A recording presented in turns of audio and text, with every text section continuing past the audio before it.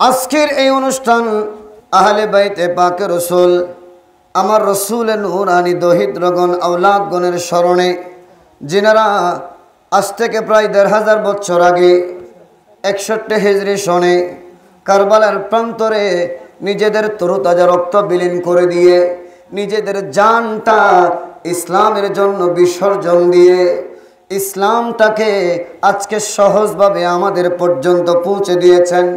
আমরা আজ মায়ের কোলে ইসলামের ধ্বনি শুনতেছি।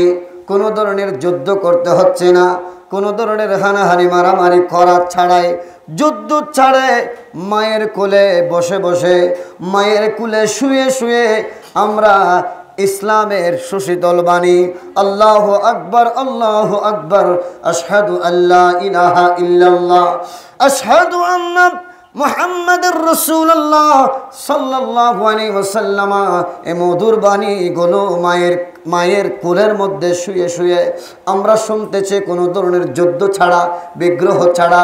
আরে এই যুদ্ধ তো করে ফেলেছেন ইমাম হুসাইন, এই যুদ্ধ তো করে ফেলেছেন আহলে বাইতে পাক রসুলের ৭২ জন সদস্য, যিনারা নিজেদের জান দিয়ে প্রাণ দিয়ে ইসলামকে বিজয় করেছেন। সুবহানাল্লাহ বলুন। इस्लाम जिंदा होता है हर करबला की बात, ইসলাম জিন্দা হয়েছে কারবালার প্রান্তরের সেই রক্তিম যুদ্ধের বিনিময়ে। সুবহানাল্লাহ বলুন। এই আহলে বাইত রাসূল এনারা যদি আমাদের জন্য জান না দিতেন, ইসলামের জন্য যদি প্রাণটা বিসর্জন না দিতেন, আজকে আমরা মায়ের কোলে ইসলাম পেতাম না। জোরে বলুন ঠিক কিনা?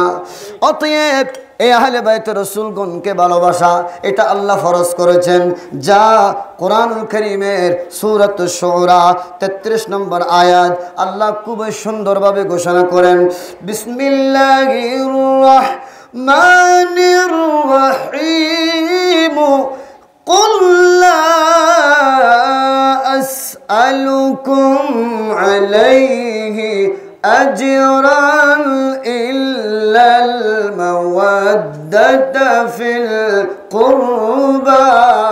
সুবহানাল্লাহ। আমার আল্লাহ বলেন, ও নবী, ও আমার হাবিব, কুল আপনি বলে দিন, লা আসআলুকুম আলাইহি আজরা, ও আমার উম্মতগণ, ও আমার সাহাবায়ে কেরামগণ, তোমাদের থেকে আমি কোনো উজরত চাই না।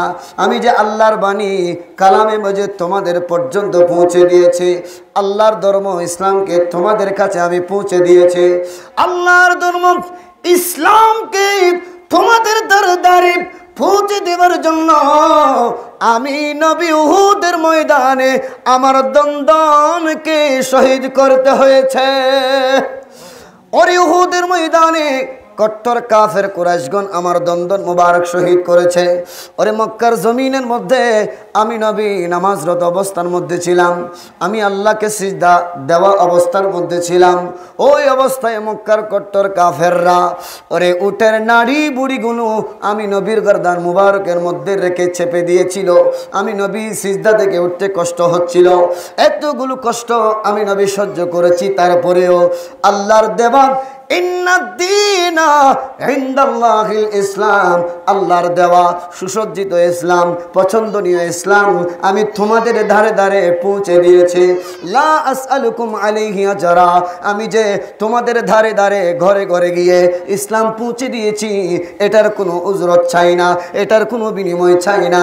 তবে আল্লাহ আমাকে তোমাদের থেকে যেটা চাইতে বলেছেন, যেই জিনিসটা চাইতে বলেছেন, আল্লাহ বলছেন ইল্লাল মাওয়াদ্দাতা ফিল কুরবা, ও নবী আপনি তাদের থেকে চান আপনার আহলে বায়ত, আপনার পরিবার পরিজন, আপনার ফাতেমা, আপনার আলী, আপনার হাসান, আপনার হুসাইন, এদের ভালোবাসা। জোরে বলুন সুবহানাল্লাহ। অতএব আল্লাহ এই আয়াত নাযিল করে আল্লাহ আমাদের উপর আহলে বায়তকে ভালোবাসা, নবীর পরিবার পরিজনদেরকে ভালোবাসা এটা ফরজ করেছেন। সুবহানাল্লাহ। আজকের পবিত্র শুহাদায়ে কারবালার স্মরণের মাহফিল এটা নবীর আওলাদদের প্রতি ভালোবাসার বহিঃপ্রকাশ। জোরে বলুন ঠিক কিনা? এটা আল্লাহর আদেশ মান্য করার জন্য আজকের আমাদের কাজী বাড়ির ছোট ছোট বাচ্চারা মাহফিলের আয়োজন করেছেন। আল্লাহ এই আয়োজনকে কবুল করুক। জোরে বলুন আমিন। আল্লাহুম্মা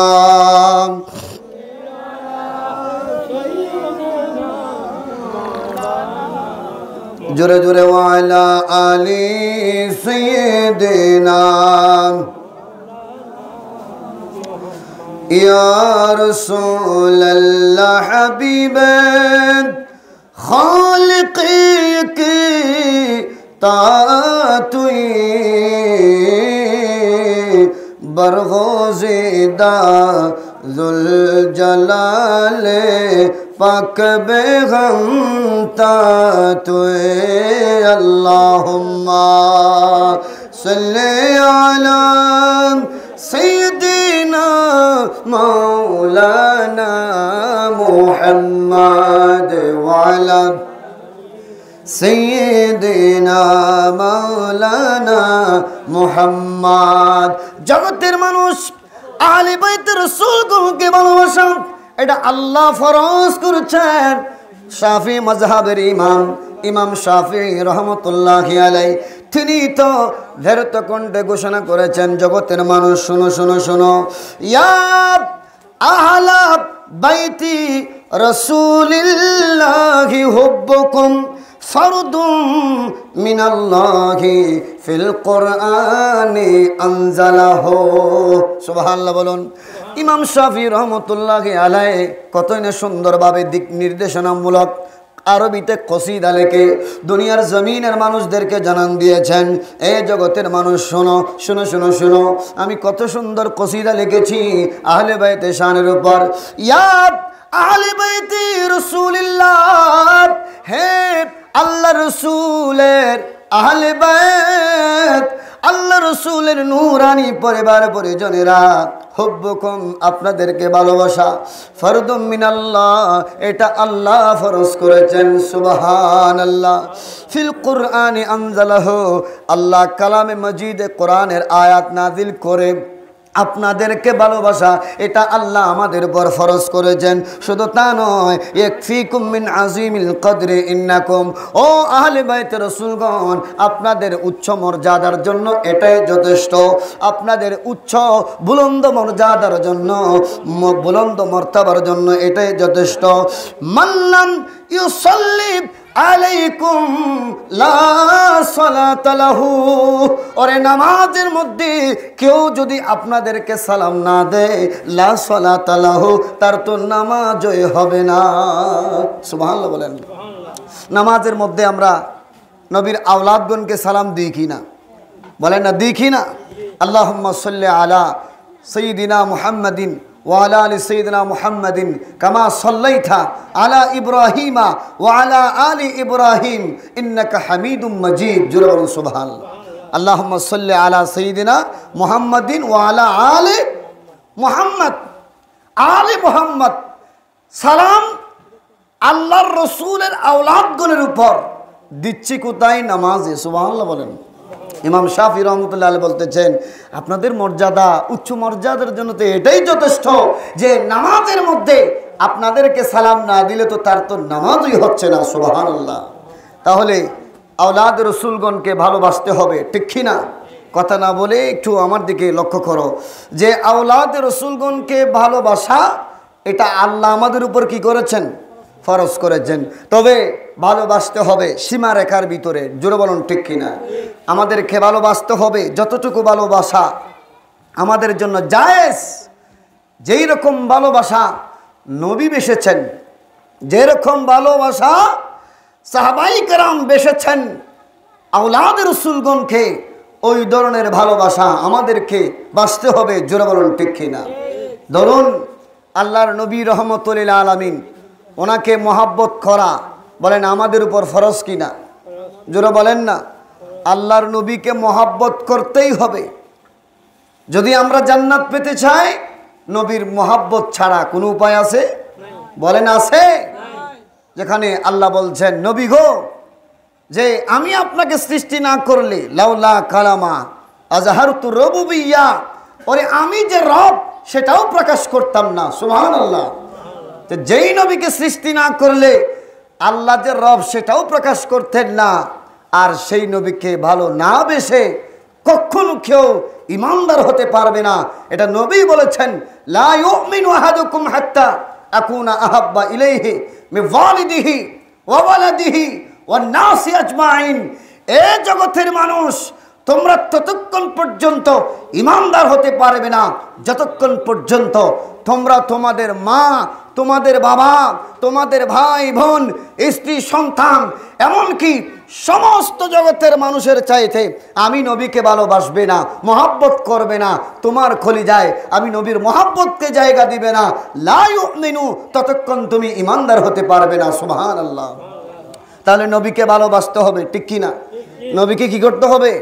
ভালোবাসতে হবে। তবে ভালোবাসার সীমারেখা আছে কি না? কতটুকু ভালোবাসবো? যতটুকু আল্লাহ বাসতে বলেছেন, ঠিক কি না? আচ্ছা, আমরা যদি ভালোবাসায় অতিরঞ্জন করতে গিয়ে, সীমালঙ্ঘন করতে গিয়ে যদি নবীকে বলি খুদা, বলেন না, নবীরে যদি খুদা হয় ইমান থাকবো না? হদ্দবা, নবীরে যদি কি হয়? খুদা হয়, ইমান থাকবো না? ইমান থাকবে না, বেঈমান হয়ে যাবে, কাফের হয়ে যাবে, মুশরিক হয়ে যাবে। অতএব নবীকে ভালোবাসতে হবে ফরজ। তবে সীমালঙ্ঘন করে অতিরিক্ত ভক্তি দেখাতে গিয়ে আমরা যদি নবীকে খুদা বলি, ঈমান থাকবে না। ঠিক তদ্রূপ আহলে বাইত রাসূলগণকে ভালোবাসতে হবে, তবে অতিরঞ্জন করা যাবে না, অতিরঞ্জন করা যাবে না। যেমন বর্তমান প্রেক্ষাপটে আহলে বাইত রাসূলগণকে অতিরঞ্জিত ভালোবাসা দেখাতে গিয়ে এক প্রকার নামদারি মুসলমান তারা শিয়াবাদে পরিণত হয়েছে। জোরে বলেন ঠিক কিনা? অতিরঞ্জন মোহাব্বত। যেমন এই যে মৌলা আলী শের খুদা রাদিয়াল্লাহু তাআলা আনহুকে অনেক নামদারি মুসলমানেরা বলে কি বলে যে আল্লাহ পাক আজ্জা ওয়া জাল্লা জিবরাইল আমিনের মাধ্যমে আল্লাহর কালাম দুনিয়াতে পাঠাচ্ছেন মৌলা আলীর কাছে, এটা ভুল করে নাকি নবীজির কাছে নিয়ে গেছেন। জোরে বলুন না নাউজুবিল্লাহ। আচ্ছা, এই ধরনের দৃষ্টতা, এই ধরনের সাহস যারা দেখায় তাদের ঈমান আছে? বলেন আছে? তাদের নামই হলো শিয়া। যারা এই ধরনের দৃষ্টতা দেখায়, আল্লাহ পাক আজ্জা ওয়া জাল্লা আমাদেরকে বুঝবার তৌফিক দান করুক। আরো যারা বলেন হযরতে মাওলা আলী শের খুদা রাদিয়াল্লাহু তাআলা আনহু, তিনি আজ থেকে ১৫০০ বছর আগে ঢেরথ কণ্ঠে ঘোষণা করে দিয়েছেন, হে আমার আশিক বৃন্দ, শুনো শুনো শুনো, সায়াহলিকু ফিয়া সিনফান, যে আমি মাওলা আলী এবং আমার ফাতেমা, আমার ইমাম হাসান ও হুসাইন, আমরা আওলাদ রাসূল যারা রয়েছি, আমাদেরকে কেন্দ্র করে দুইটি দল জাহান্নামী হবে। বলেন কয়টি দল? দুইটি দল। কয়টি দল? দুইটি দল। মাওলা আলী শের খুদা রাদিয়াল্লাহু তাআলা আনহু বলেন, মুহিব্বুন মুফরিতুন, আমাদের মহব্বত, আমাদের ভালোবাসায় সীমালঙ্ঘনকারী, আমাদেরকে এমন ভালোবাসবে, এমন জায়গার মধ্যে আমাদেরকে নিয়ে যাবে যেখানে যাবার সক্ষমতা আমাদের নাই, এমন জায়গায় আমাদেরকে নিয়ে যাবে যেখানে যাবার সেই ধরনের ক্যাপাসিটি আল্লাহ আমাদেরকে দেয় নাই। অর্থাৎ আমাদেরকে ভালোবাসতে বাসতে এমন ভালোবাসবে, অনেকে আছে মাওলা আলী শের খুদা রাদিয়াল্লাহু তাআলা আনহুকে খুদা পর্যন্ত বলে দিয়েছেন। জোরে বলুন নাউজুবিল্লাহ। এজন্য মাওলা আলী শের খুদা রাদিয়াল্লাহু তাআলা আনহু তিনি বলেন যে মুহিব্বুন মুফরিতুন ইয়াযহাবু বিহিল হুব্বু ইলা গায়রিল হক, আমাদের ভালোবাসায় সীমালঙ্ঘনকারীরা তারা জাহান্নামে যাবে, তারা ধ্বংস হবে। ওয়া মুবগিদুন মুফাররিতুন ইয়াযহাবু বিহিল বুগদ ইলা গায়রিল হক, এবং আমাদের প্রতি বিদ্বেষ পোষণকারী আমাদেরকে ভালোবাসবে না, মহব্বত করবে না, আমাদের নাম শুনলে তেলে বেগুন জ্বলে ওঠে। ও আহলে বাইত রাসূলগণের স্মরণের মাস মুহররমুল মুবারক মাস আসলে আমাদের স্মরণে মাহফিল করবে না, আমাদেরকে স্মরণ করবে না। এমন কতগুলো জাত আছে যারা আমাদের প্রতি বিদ্বেষ রাখে, আমাদের প্রতি বিদ্বেষ রাখার কারণে তারাও ধ্বংস হয়ে যাবে। নাউজুবিল্লাহ বলেন। আরো যারা বলেন না। অতএব মাওলা আলী শের খুদা রাদিয়াল্লাহু আনহু বলছেন, খায়রুন নাসি ফিয়া, তোমরা আমাদের ব্যাপারে মধ্যম পন্থা অবলম্বন করবে। সুবহানাল্লাহ বলেন। আমাদের ব্যাপারে কোন পন্থা? মধ্যম পন্থা। কোন পন্থা? মধ্যম পন্থা। যারা আহলে বাইত রাসূলের ভালোবাসায় সীমালঙ্ঘনকারী শিয়া হয়ে গেছে, আমরা তাদের দলে যাব না। যারা আহলে বাইত রাসূলের শান সহ্য করতে পারে না, আহলে বাইত রাসূল আমার নবীজির নুরানি औलादगণের প্রতি ঘৃণা রাখে তারা হচ্ছে খারেজি। বলেন তারা হচ্ছে কারা? খারেজি। আমরা তাদের দলেও যাব না। মৌলা আলী শের খুদা রাদিয়াল্লাহু আনহু তিনি বলছেন খায়রুন নাসি ফিয়া, তোমরা মধ্যম পন্থা অবলম্বন করো আমাদের ব্যাপারে। খালান্নামাতুল আওসাদ, ও জগতের মানুষ শোনো শোনো শোনো, মধ্যম পন্থা অবলম্বন করে ফালজিমুহু ওয়ালজিমু সাওয়াদাল আজম, তোমরা সাওয়াদে আজম তথা বড় দল যেটা জান্নাতি দল, যেটার উপর আল্লাহ পাকের কুদরতি হাত রয়েছে, ফাইন্না ইয়াদাল্লাহি আলাল জামাআ, যে জামাতের উপর যেই দলের উপর আল্লাহ পাকের কুদরতি হাত আছে, ওই সাওয়াদে আজম তথা আহলে সুন্নাহ ওয়াল জামাআ মোল্লা আলী কারি জীবন আলাইহির রহমা তিনি এলান দিয়েছেন ফালা শাক্কা ওয়ালা রাইবা আন্নাহুম হুম আহলুস সুন্নাতি ওয়াল জামাআ, নিঃসন্দেহে এই সাওয়াদে আজম জান্নাতি দল যেটা, মধ্যম পন্থা দল যেটা খারিজিও নয়, যেটা শিয়াও নয়, মধ্যম পন্থা যারা অবলম্বন করে আহলে বাইত রাসূলকে ততটুকু মহব্বত করবে যতটুকু আল্লাহ ইল্লাল মাওয়াদ্দাতা ফিল কুরবা বলে মহব্বত করতে বলেছেন, ততটুকুই মহব্বত কেবল সুন্নিরা করবে, আহলে সুন্নাত ওয়াল জামাতের অনুসারীরা করবে। অতএব এই দলের উপর তোমরা থাকো, এই খবরদার এই দল থেকে ছুটে যেও না। সুবহানাল্লাহ বলেন। এই দল থেকে কখনো তোমরা বের হবে না, আশেপাশে যাবে না। ওয়াইয়াকুমুল ফুরকা, খবরদার এই দল থেকে বের হবে না। আচ্ছা এই দল থেকে বের হলে কি হবে? মৌলা আলী শের খুদা রাদিয়াল্লাহু আনহু তিনি বলছেন ফাইন্না শাযা মিনান নাসি লিশ-শাইতান, এই আহলে সুন্নাত ওয়াল জামাত থেকে বের হলে সেই শয়তানের প্রবঞ্চনার মধ্যে শিকার হয়ে যাবে, সেই শয়তানের ওয়াসওয়াসার মধ্যে পড়ে যাবে, শয়তানের ওয়াসওয়াসার মধ্যে পড়ে শয়তানের সাথে জাহান্নামী হয়ে যাবে, শয়তানের প্রবঞ্চনার মধ্যে পড়ে ধ্বংস হয়ে যাবে। যেমনি ভাবে আন্না শাদা মিনাল গানামি লিয-যিবি, ওরে ছাগলের পাল থেকে একটা ছাগলের ছানা যখন বের হয়ে যায়, আলাদা হয়ে যায়, ওরে খাবার হয়ে যায় বাঘের। জোরে বলুন না ঠিক কিনা? খাবার হয়ে যায় কার?